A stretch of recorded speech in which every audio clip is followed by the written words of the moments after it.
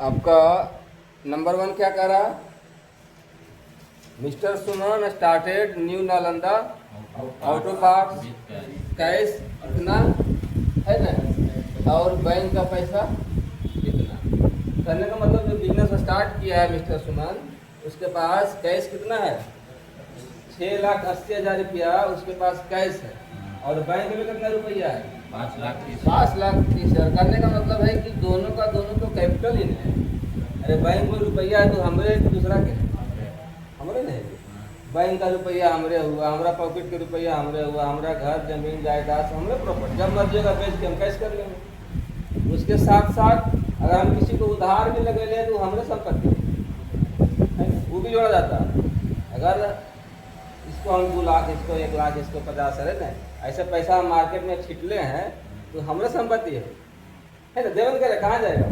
अगर वो बचेगा तो देवे करेगा, है ना। अब नहीं रहा, भाग गया इन्होंने या कुछ घटना हो गया उसके साथ तो पैसा डूब गया। तो कहने का मतलब हुआ है कि पैसा 6,80,000 कैश है और बैंक में इतना रुपया है, तो दोनों का दोनों क्या हुआ? आपका कैपिटल हुआ। तो बिजनेस में दोनों आइए ना, अगर हम बिजनेस स्टार्ट कर रहे हैं यानी उतना पैसा हम कैश लगा रहे हैं और अपना बैंक का पैसा इतना हम बिजनेस में लगा रहे हैं, तो दोनों जो हमारा है पूंजी, दोनों हमारा बिजनेस में आ रहा है।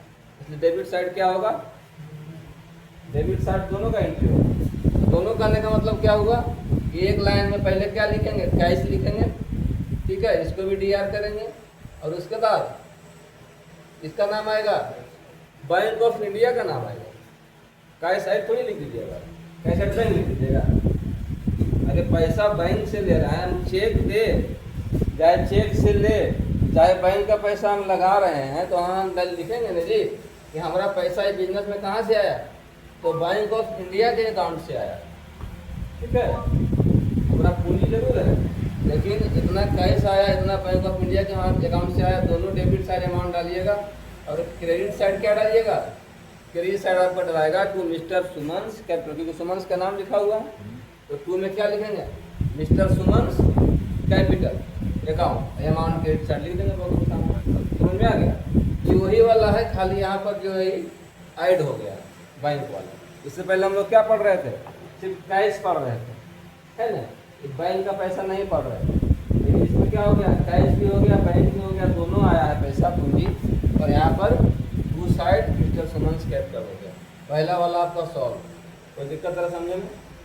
कोई दिक्कत है? सिंपल, खाली समझना था बस बैंक वाला, है ना, कि बैंक वाला पैसा की एंट्री कहाँ होगा। तो बैंक वाला पैसा भी आपका डेबिट साइड ही होगा, क्योंकि बैंक वाला पैसा भी पूंजी बिजनेस में आ ही रहा है ना। कैश लाइए या आप मान लिया जाए बैंक से लाइए या मान लिया कहीं से पैसा लाइए, तो बिजनेस में ही आ रहा है, उसका एंट्री हर हाल में डेबिट साइड ही होगा।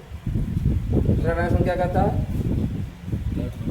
दूसरा कहता है कि परचेज किया गया है, ठीक है ना, सामान खरीदा गया है, ठीक है। सामान क्या है? परचेज आपका गुड्स है। गुड्स का मतलब क्या हुआ? वो सामान जो है बेचने के लिए खरीदा गया है। किससे खरीदा है? पटना ऑटोमोबाइल्स, 4,80,000 रुपया, ठीक है। अब यहाँ पर स्पष्ट हो गया है कि परचेज का बनेगा, क्या कि गुड्स है। डेबिट साइड किसका होगा? Purchase account. और परचेज में कितना अमाउंट लिखाएगा? 4,80,000 का लिखाएगा, ठीक है। अब यहाँ पे क्या होगा? अब यहाँ पे डाउट क्या है कि सामान को हम 4,80,000 का डेबिट साइड खरीद लिए, है ना, डेबिट साइड 4,80,000 का सामान खरीद लिए, लेकिन यहाँ पर क्या हुआ? लेकिन देखो, ठीक है। अब लेकिन क्या हुआ यहाँ पर कि 4,80,000 में हम मात्र 40% पेमेंट जो है पेड किए हैं बाई चेक यानी बैंक से, ठीक है। तो डेबिट साइड तो आपका परचेज हो गया, है ना, डेबिट साइड आपका परचेज हो गया। लेकिन अब डेबिट साइड तो एक साइड स्पष्ट हो गया, अब डेबिट साइड कुछ नहीं, ठीक। अब हम आएंगे क्रेडिट साइड, क्योंकि पेमेंट जो जा रहा है उसका एंट्री कहाँ होगा? क्रेडिट साइड होगा। बैंक से पेमेंट हो रहा है, तो अब यहाँ पर आपको क्या निकालना है? उसका 40% निकालना है, ठीक है। तो 4,80,000 रुपया का 40% आप निकालिएगा, ठीक है। तो उसका आपका आएगा टू बैंक ऑफ इंडिया में, ठीक है, जो अमाउंट आएगा 40%। अब बाकी जो 60% है, ठीक है, अब 60% का देनदार कौन है? 60% आप दीजिएगा, आप परचेज किए हैं ना, आप किसको दीजिएगा 60%? पटना ऑटोमोबाइल को दीजिएगा। ठीक है, तो यहाँ पर 2 में क्या करना है, पटना ऑटोमोबाइल का नाम लीजिएगा ना जी। पटना ऑटोमोबाइल कौन है? लेने वाला है। अरे वो लेगा ना जी, देगा क्या? मतलब आप सामान लीजिएगा, पैसा वापस लीजिएगा। अरे आप सामान खरीदते हैं तो पैसा वही नहीं लेगा, तो लेनदार होगा कि देनदार होगा? लेनदार। पैसा आपका लेनदार होगा, ठीक है ना। तो जो लेता है, जो आपका यहाँ पर क्या कर सकते हैं उसको हम ऐसे, अगर इसका उस भाषा में समझे तो ये आपका क्या है, ये आपको सामान दिया है ना, वो क्रेडिटर है। ठीक है, और जो क्रेडिटर होता है उसका एंट्री किधर होता है? डेबिट इज द रिसीवर और क्रेडिट इज द गिवर, वो देने वाला है, तो उसका एंट्री किधर होगा? क्रेडिट साइड होगा, ये स्पष्ट है। और यहाँ भी कहता है कि जब डेबिट साइड हमारा कंप्लीट हो गया तो आप क्रेडिट साइड एंट्री करेंगे। तुक्का भी लगाएंगे तो ऐसा ही लगेगा कि जब डेबिट साइड कंप्लीट हो गया तो क्रेडिट साइड एंट्री होगा, उसमें तो कोई डाउट नहीं है। और जब 40% हम बैंक से पैसा दिए हैं, चेक मैंने क्या होगा, बैंक से हुआ, तो 40% निकाल लेंगे 4,80,000 का, तो कहाँ लिखाएगा? बैंक ऑफ इंडिया के सामने। और बाकी जो 60% बच गया वो कहाँ लिखाएगा? तो पटना जो ऑटोमोबाइल है उसके सामने लिखा है, क्योंकि इतना पैसा बाकी है अभी दिए नहीं है। बस हो रहा है इतना का क्या है, इतना का ही लेनदार है, अभी लेगा हमसे, तो खाता में लिखेंगे ना जी, तो अपना बाकी है, नहीं लिखेंगे तो पैसा देंगे बाद में उसको फिर हम, है ना। तो पैसा हमको वहाँ लिखना पड़ेगा कि 60% अमाउंट जो है, 60% मत लिखना, पैसा 60% निकाल के पैसा लिखना है वहाँ पर 4,80,000 का। ठीक है, हिम्मत कर देना कि 40% है या 60%, वैसा नहीं करना है। 4,80,000 का निकालना है, 40% कितना होता है, और जो बच गया फिर बाकी उसको वहाँ लिख लो 60% होगा। अगर 1% में हम 400 निकाल देंगे ना, तो बाकी जो पैसा बच गया वो 60% है। तो अपना दिमाग, मैथ का दिमाग लगाना आपने। ठीक है, बाकी क्या करना है अगला, है ना। तीसरा वाला एकदम आसान है। ठीक है, यहाँ पर क्या एकदम आसान है, ट्रेवलिंग एक्सपेंस किधर होगा? ट्रेवलिंग एक्सपेंस किस साइड होगा? अरे एक्सपेंस किधर होता है? Debit side. वो दबा क्या बोलता है? साफ साफ तो वैसे बोलेगा, सुनना भी चाहिए आदमी। एक्सपेंस मैंने हुआ, स्पष्ट हो गया कि खर्चा डेबिट साइड होता है, तो मैं स्पष्ट बोलो कॉन्फिडेंस से क्या डेबिट साइड। ऐसे बहुत लोगों का मन में डाउट है कि पता नहीं डेबिट बोलते हैं क्रेडिट बोलते हैं। ठीक है, मन में डाउट नहीं होना चाहिए। खर्चा अगर है तो तुम आंख बंद करके डेबिट साइड है, अपना खर्चा है तो सबका एंट्री डेबिट के साइड होगा। आमदनी नहीं हो रहा है, ठीक है, हम कंपनी भुगतान कर रहा है यहाँ पर किस लिए? ट्रेवलिंग एक्सपेंस के लिए, घूमने फिरने में। तुम कंपनी में काम कर रहा है, डिलीवरी वाला काम कर रहा है, मान लीजिए फ्लिपकार्ट में, मीशो में, अमेजन में काम कर रहा है कहीं, तो तुम्हारा बाइक में जो खर्चा आ रहा है, तेल जल रहा है, वो क्या हुआ? अरे वही चीज में है जी। ट्रेवलिंग एक्सपेंस क्या होता है?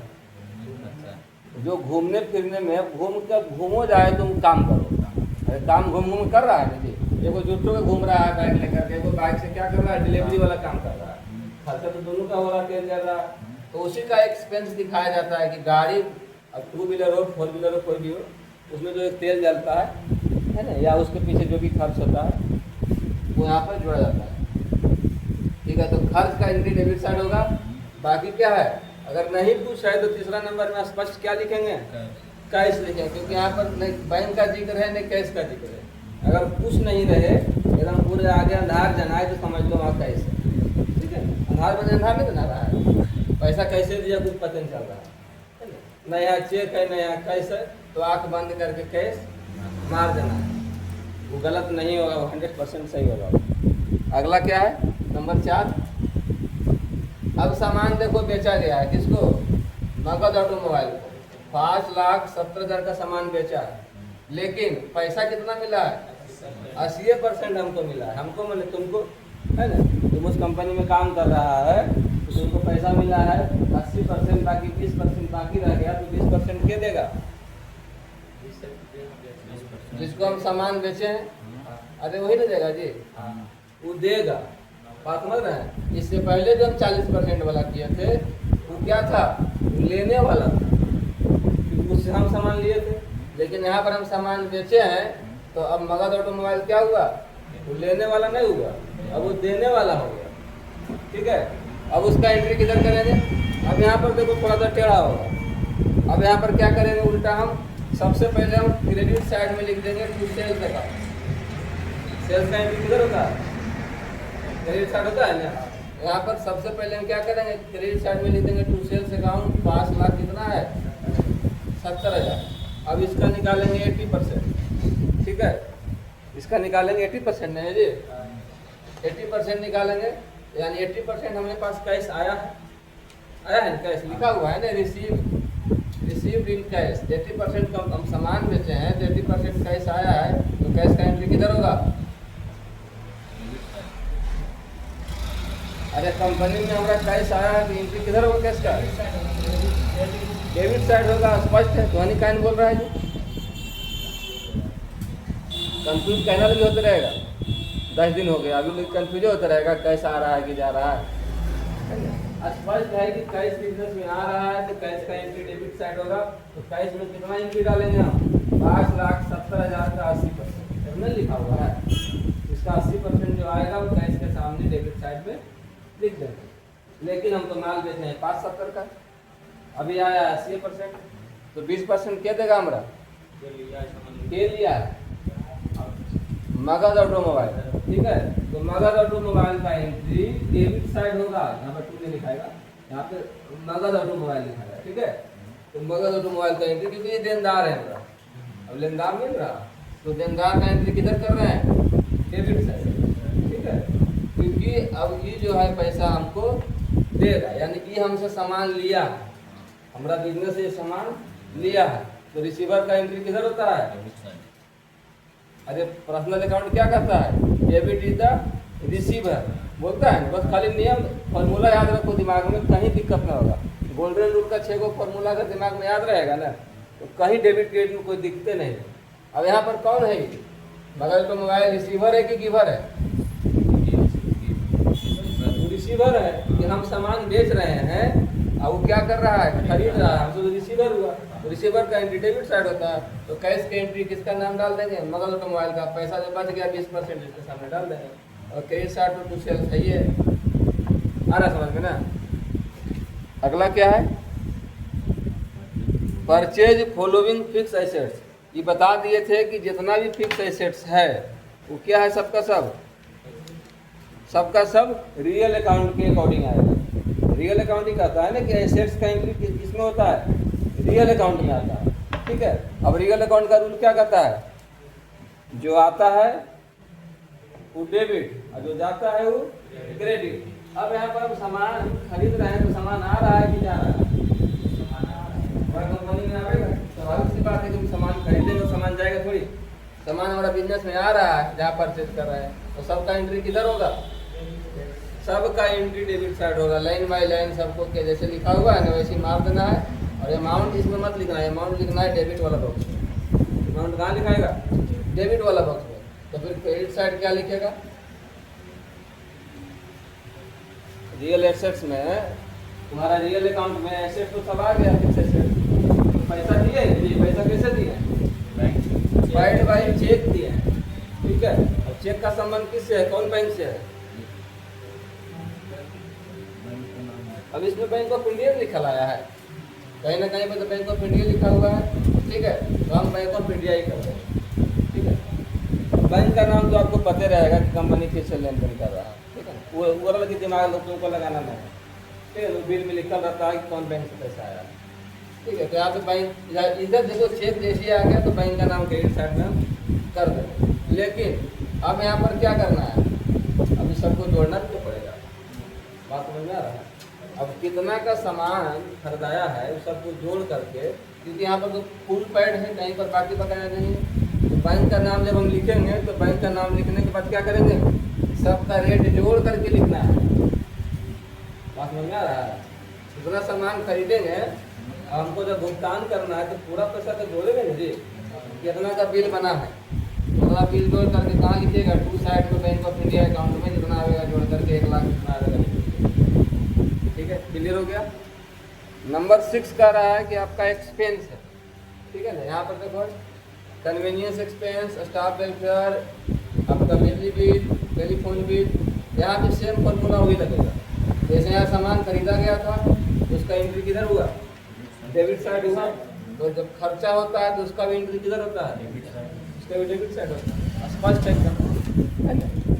रियल अकाउंट भी कहता है कि जो आता है वो डेबिट करो, और नॉमिनल अकाउंट क्या कहता है? जो खर्चा है उसको डेबिट करो। तीनों अकाउंट है, रियल, पर्सनल और नॉमिनल। तो नॉमिनल अकाउंट कहता है कि हर तरह का खर्चा डेबिट साइड में होगा, तो सबको आंख बंद करके हम डेबिट साइड करके उसके सामने पैसा डेबिट साइड में सबका लिख देंगे, ठीक है। और क्रेडिट साइड में क्या करना है? और यहाँ पर कोई जिक्र किया है और यहाँ पर कोई जिक्र नहीं है, तो जो कोई जिक्र नहीं है तो अभी बताएंगे जब पूरे आधार लगे तो क्या करना है? कैश का इस्तेमाल, ठीक है, क्योंकि यहाँ पर कोई बैंक का जिक्र नहीं है, कैश का भी जिक्र नहीं है। तो आंख बंद करके हम समझ जाएंगे कि भुगतान इसका कैसे हुआ है? कैश में हुआ है, ठीक है। इसमें करके अब जब खर्चा हुआ है तो हम खर्चा का पैसा देंगे, कैश देंगे, तो कैश आ रहा है कि जा रहा है? जा रहा है। तो जा रहा है तो ये किधर होगा? क्रेडिट, डेबिट होगा। अरे यहाँ आया डेबिट हुआ ना, तो यहाँ जा रहा है तो क्रेडिट हुआ। अब एक में कोई डाउट नहीं होना चाहिए। अब आप लोग इसका आसानी से सॉल्व कर लीजिएगा, ठीक है। बाकी इसको यहाँ पर सेवा समाप्त करते हैं इसका एक्सरसाइज 6 का।